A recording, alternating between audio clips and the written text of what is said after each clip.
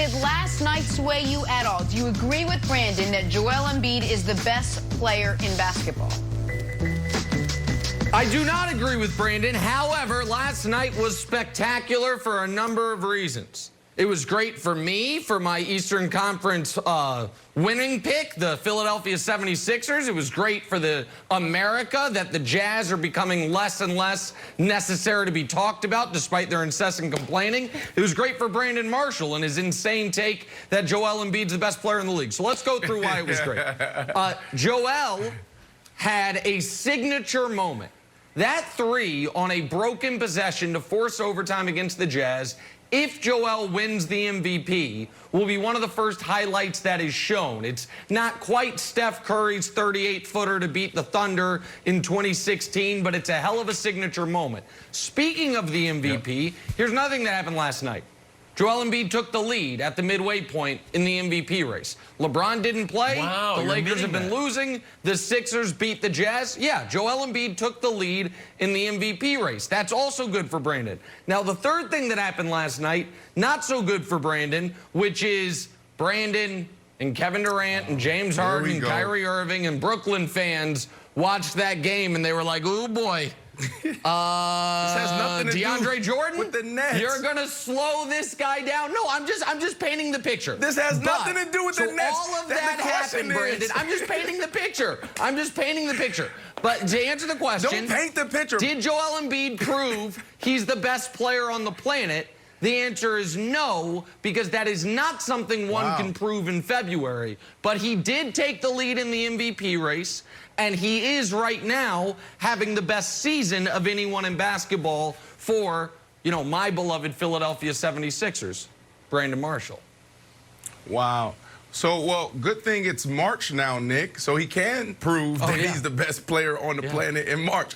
3 weeks ago, you're right. You're right. It's not February. And, you're right. Right. So 3 weeks ago, I stood on the show and said, you know what? This dude is not only proving that he is the clear-cut MVP, he's also proven that he's the most dominant player on the planet. And that hasn't stopped. He's just continued to pack on to that statement. This dude is playing lights out. He's playing phenomenal. What made LeBron James the best player on the planet? Why did we fall in love with LeBron James going back to when he was in high school? Because this dude can do it all, and he dominated night in and night out. He played defense. He played offense. He can, well, starting to develop a better shot. He can get to the basket. He can get buckets in the paint. That's why we love LeBron James. So, Kevin, when we think about Joel Embiid, there's nobody doing it better. This dude is 7 feet. He could potentially be the defensive player of the year. He could have been the defensive player of the year last year. He should have been a defensive player of the year last year. And now on the offensive end, he's shooting threes. Look at the three he hit last night. Look what he did last night. If that didn't say it all to you, I don't know what else I can say. I'm not going to sit up here and argue and go back and forth with Nick. All you got to do is watch the film. Look at this shot. Come on, man. This is Dirk Nowitzki. This is Kobe Bryant. And he's 7 feet tall doing this. And get in the paint, he can do whatever. So, Kevin, he is the best player on the planet. I'm starting to agree with you, Brandon, and I'm very happy for you. There's only one issue. Our friend Donovan Mitchell's like, you know what? In my mind, the Sixers didn't even win. We won. The Jazz won. Donovan got thrown out of the game for 2 techs. Embiid was lobbying for a tech at one point, even though they're buddies, Adidas fan. Leaves the game. There's this old Gatorade cooler there, empty. I don't know if Donovan knew it or not, but it's a savvy move. Could have hurt his hand. He's like, where's the Gatorade cooler? I'm frustrated. Hold on. Stand by. Should I throw a chair? No, my friend's right there. This isn't going to work. Hey, good job. Good job. I'm out of here. Wait, what? There's a bangle. Bam. I'm out of there. Here he is after the game. Apologize to the poor old guy. This is it's a consistent thing, and you know the question is, can we do it? Can we sustain it? Are we for real? Number one, like yeah, the hell we are, and it's getting ridiculous, KK. That this is what's happening. You know what I mean? We have a whole second half of the season to go and get ready for, but like I'm sick of it. To be honest with you, we all are. You know, and I think this is something that just it eats me. It eats at me, man, and it's. I don't. Y'all know what it is. We all know what it is. But it's really getting out of hand. It's really, really, really getting out of hand. And the league needs to do something about this. Tough week for the refs, and guess what? We asked our loyal Sixers researcher, Dusty, say, hey, Dusty, does Donovan have a point? He says he does. Old Joel Embiid. And the Sixers getting the most fouls in clutch time. Donovan getting the fewest. Yeah. So, Nick, look, I am not one to blame the refs for anything, but I think this is a savvy move from Donovan and Gobert after the game, because now this is on the refs' radar, and I expect the Jazz to start getting more calls. What No, they're not going to get calls. Just because you're anti-Jazz. Yes, they are. No. Once you complain publicly, you will get more calls. They don't get calls because of the style that they play. That beautiful basketball, the skip passes, Ingles to Bogdanovich to Niang. Guess what? You're not going to get calls because you're not banging it down low. You know why they don't get calls in clutch time? Because their big man is Rudy Gobert, who can't score. No, it's not. And I saw Rudy Gobert after the game. He's like, oh, we need more respect. We're a small market. Shut up. Go ahead, Brandon. Then I want to get back to Embiid. But go ahead, Brandon. Oh, no, that's what I wanted, Nick. I just wanted to get back to Joel Embiid.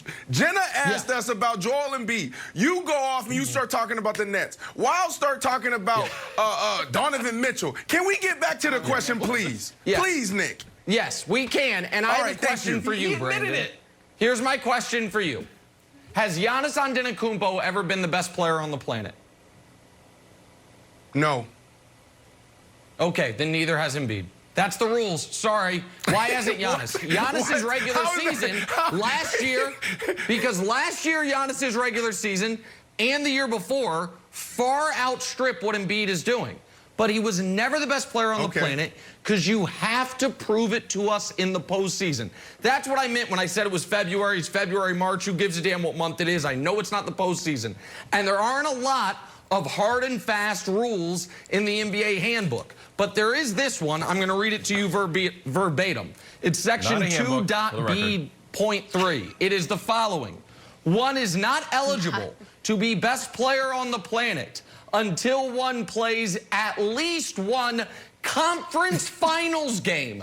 Joel Embiid hasn't ever seen round 3, much less an NBA finals. Yeah, but that's hard for me. I didn't make the rules. I didn't make the rules. It's hard for me to follow those rules when I see a 7-footer. When I go out to the Rucker, or if I go out to Larmer Avenue Park in Pittsburgh, Pennsylvania, and I see a 7-footer, and I'm like, he's probably sloppy. He's probably a liability on the defensive end. But then I see him on the basket by himself, and he's moving like he's James Harden. He's shooting the ball like he's Steph Curry. I'm like, oh, maybe I should take that guy. And then you see LeBron James over there, like, oh, he's pretty cool. They're doing similar things. But the dude is 7 feet. That's who I'm going with. So all those other things you can throw out the window. Joel Embiid is doing things that no one has ever done before. You look at, the players in the NBA right now. Let's take this stat. 40-10. The players who score 40 buckets, 40 points, and 10 rebounds. Joel Embiid did that 5 times. The rest of the NBA only did that 4 times. So it's not even close when you compare Joel Embiid to not only LeBron James, but we're talking about James Harden, we're talking about KD. He's having the best year. He is playing lights out. He's right now, he's the MVP. He's having the best year. And the only thing there are 2 saving graces for me in this. One is I love Morey and I root for the Sixers, so I'm happy about it, and I'm happy for Brandon. The other saving grace is this, Jenna. I'm time machining myself. I'm going forward, and I am seeing it's Game 6 of the Eastern Conference semifinals. It's Sixers Nets. I see what you're doing. And Brandon Marshall's like, oh no, we can't stop the best player on the planet. My beloved Nets are just getting annihilated. A lot of time to talk about